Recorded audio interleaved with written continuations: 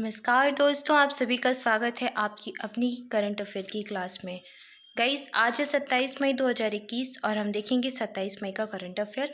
सारे questions cover करेंगे, तो पूरा वीडियो ध्यान से देखें। वीडियो के अंत तक बने रहें मेरे साथ।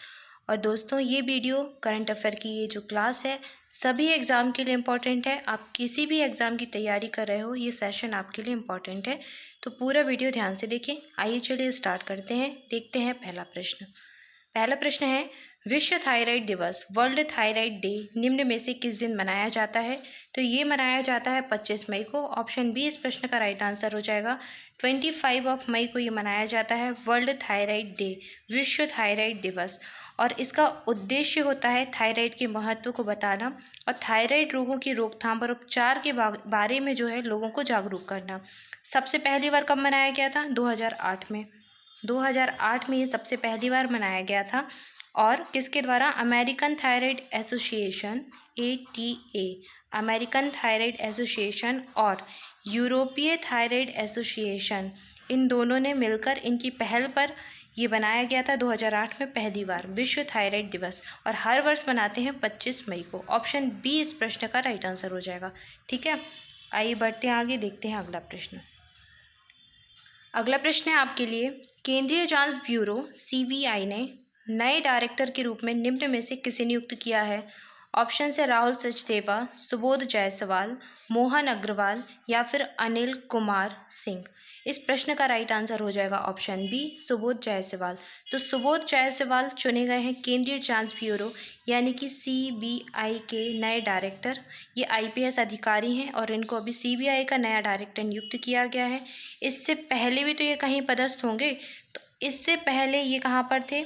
इससे पहले ये महाराष्ट्र राज्य वहाँ के पुलिस महानिदेशक पद पर ये रहे। ठीक है, और CBI डायरेक्टर बनने से पहले ये केंद्रीय औद्योगिक सुरक्षा बल यानी कि CISF जो होता है आपका, CISF में ये महानिदेशक थे। ठीक है, तो सुबोध जायसवाल इम्पॉर्टेंट नाम है। CBI के नए डायरेक्टर चुने गए हैं, CBI central bureau of India. ठीक है, ऑप्शन बी इस प्रश्न का राइट आंसर हो जाएगा।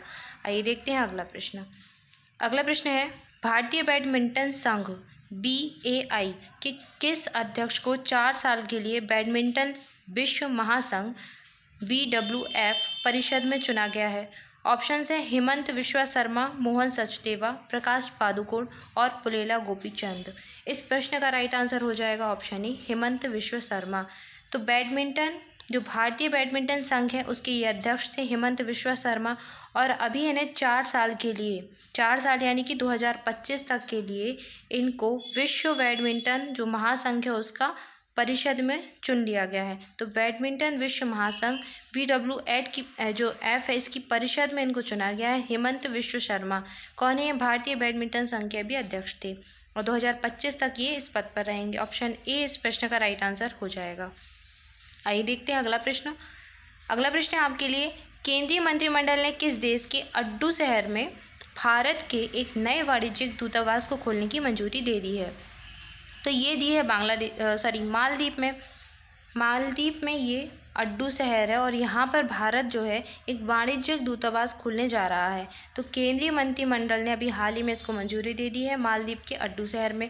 मालदीव की राजधानी क्या है? माले। बांग्लादेश की राजधानी क्या है? ढाका। बांग्लादेश की मुद्रा क्या है? टका। भूटान की राजधानी क्या है? थिम्पू। और श्रीलंका की राजधानी क्या है? ये आप लोग बताएंगे कमेंट बॉक्स में करके। भारत के जितने भी पड़ोसी देश हैं उन सभी की राजधानी, मुद्रा और वहाँ के प्राइम मिनिस्टर आप सभी को ऑन टिप्स याद होने चाहिए। मैं कई बार आपको बता चुकी हूँ, अब आप बहुत अच्छे से याद कर लें। और श्रीलंका की राजधानी आपको कमेंट बॉक्स में आंसर करके बतानी है। ठीक है, ऑप्शन डी इस प्रश्न का राइट आंसर हो जाएगा मालदीव। मालदीव के अड्डू शहर में खुलने जा रहा है वाणिज्यिक दूतावास, ठीक है, भारत का। Option D. आइए बढ़ते आगे, देखते हैं अगला प्रश्न।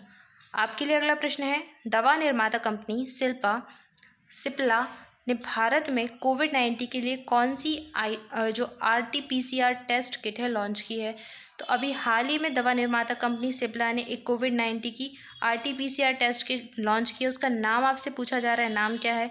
तो ये है वीराजैन। तो वीराजैन नाम की एक कोविड-19 टेस्ट किट है, RT-PCR किट है। ये टेस्ट किट सिप्ला कंपनी ने बनाई है और सिप्ला कंपनी ने ये जो टेस्ट किट है ये युवायो बायोटेक्नोलॉजी कंपनी है, युवायो बायोटेक्नोलॉजी सिस्टम है एक, उसके साथ मिलकर इसका निर्माण किया है। ठीक है, RT-PCR टेस्ट किट है। वीरा जैन नाम याद रखना है, किसने बनाई है? सिप्ला कंपनी ने। सिप्ला की स्थापना हुई थी 1935 में। हेडक्वार्टर इसका हो जाएगा मुंबई में। और इसके जो अभी वर्तमान CEO हैं वो हैं उमंग बोहरा। कौन है? उमंग बोहरा इसके वर्तमान में CEO हो जाएंगे। ठीक है, तो ये आपको याद रखना है, किसकी है? सिप्ला कंपनी की है, वीरा जैन। अच्छा, कोविसेल्फ अभी कुछ दिन पहले हमने पढ़ी थी, क्या है ये? कोविसेल्फ एक सेल्फ टेस्टिंग किट है, कोविड-19 की ही, और इसको ICMR ने मंजूरी दे दी है। तो आप घर बैठे कोविसेल्फ से अपना जो है कोविड-19 पॉजिटिव का टेस्ट कर सकते हैं।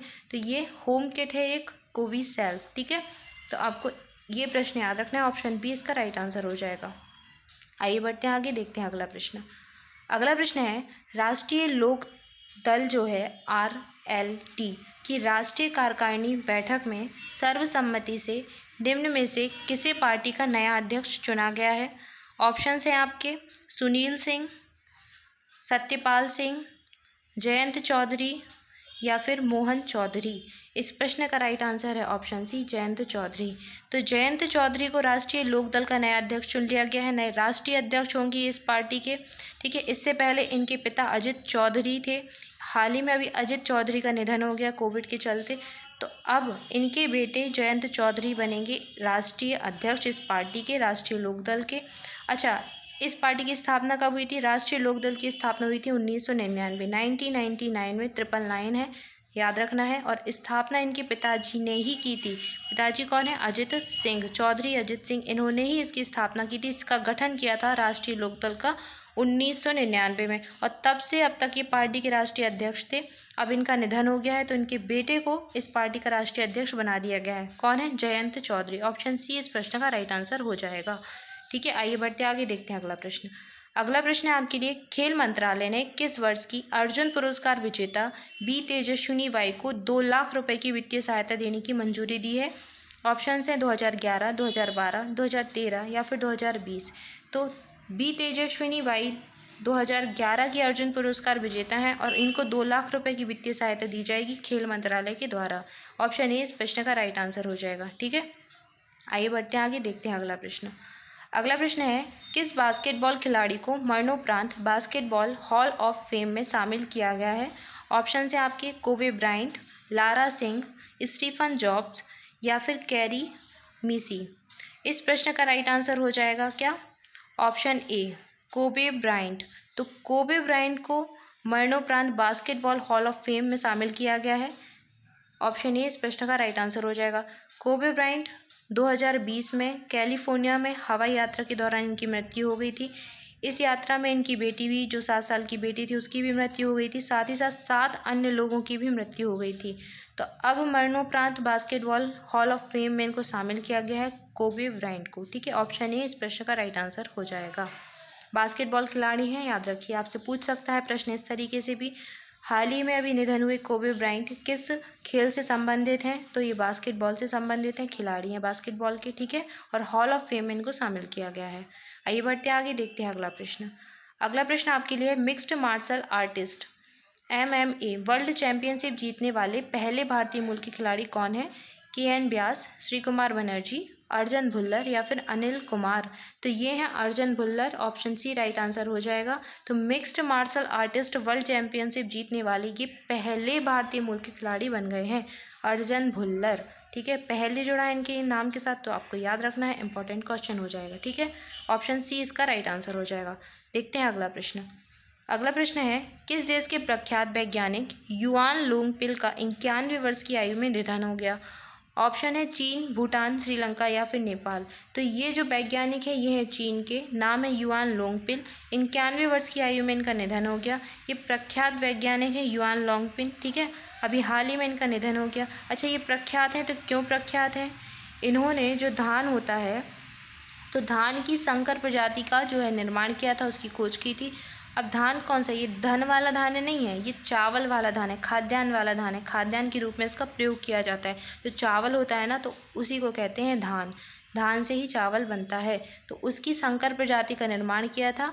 इसलिए ही इन्हें युआन लोंगपिल को यहाँ का जो चीन है, तो चीन का जो है चावल निर्माणकर्ता भी कहा जाता है। चावल का मतलब हाइब्रिड चावल का इन्होंने निर्माण किया था, तो इसलिए ये बहुत फेमस थे, बहुत प्रख्यात थे यहाँ के। और हाल ही में इनका हो गया है निधन, युआन लोंगपिल। ठीक है, ऑप्शन ए इस प्रश्न का राइट आंसर हो जाएगा। आइए बढ़ते हैं आगे, देखते हैं आज के लिए आपका प्रश्न। तो ये आज का करंट अफेयर था और आपका प्रश्न है आज के लिए, प्रसार भारती के द्वारा कौन सी नई चैनल शुरू करने की घोषणा की गई है? DD international, DD news, DD India या फिर डीडी दर्शन? तो इस प्रश्न का राइट आंसर आप सभी को करना है। कमेंट बॉक्स में आंसर जरूर से करें, सभी बच्चे आंसर करने का प्रयास करें, क्योंकि जितना आप लिखोगे उतना आपको याद हो जाएगा और वो प्रश्न आपका कभी गलत नहीं होगा। इसलिए सब बच्चे आंसर करने की कोशिश करें। So thank you guys for watching this video. पूरा वीडियो ध्यान से देखने के लिए आप सबका बहुत बहुत धन्यवाद। बने रहें हमारे साथ आगे की क्लासेस में। और हाँ दोस्तों, अगर आप पहली बार चैनल पर आए हैं तो सबसे पहले कर लें चैनल को सब्सक्राइब, साथ ही साथ कर दें बेल आइकन प्रेस, ताकि जो नया वीडियोस का नोटिफिकेशन आपको मिल जाए। और करें अपने दोस्तों के साथ बहुत सारा शेयर वीडियो को, और कर दें वीडियो को लाइक भी। ठीक है, thank you so much for watching this video. मिलते हैं नेक्स्ट वीडियो में। आप तब तक अपने घर पर रहें, सुरक्षित रहें और पढ़ाई करते रहें। Thank you so much.